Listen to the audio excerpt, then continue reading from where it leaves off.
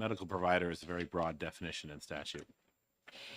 Senator, I think that's handled by the definition in that we've amended in 2501.08. It uses the term medical provider, but the way it's defined, it means any physician licensed to practice in New Hampshire. Okay.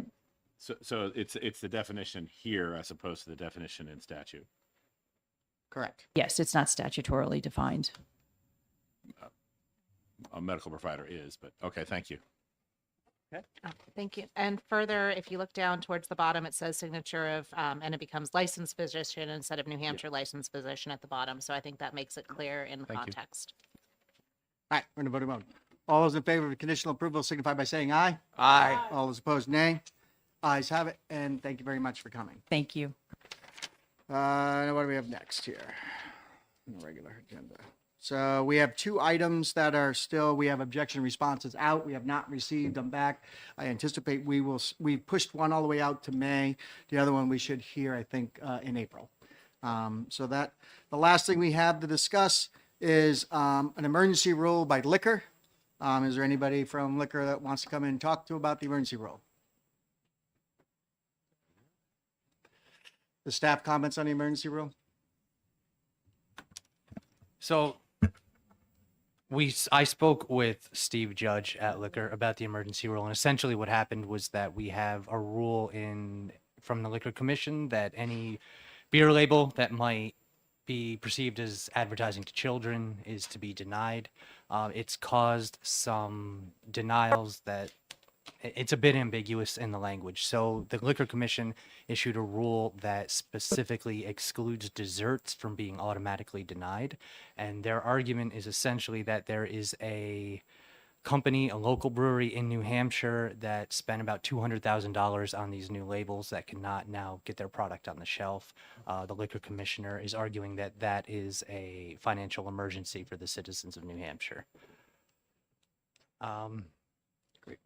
So understand our emergency rules, we don't necessarily have a vote of approval or disapproval.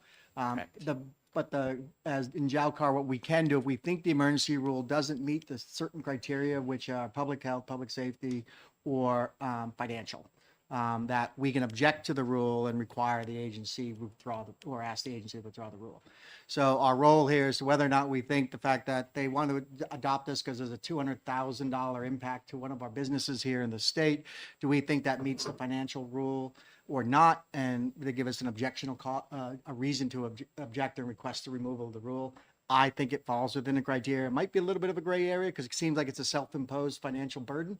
However, that being said, it's still a financial burden. And so I myself feel that their rule is to, again, literally if they put a cupcake on there, it doesn't automatically, it has to, look at it in the entirety, not just one item. So Representative McGuire. Yes, the fact that the Liquor Commission has to approve beer labels has been an issue for a while. And so anything we can do to loosen up the requirements, the better.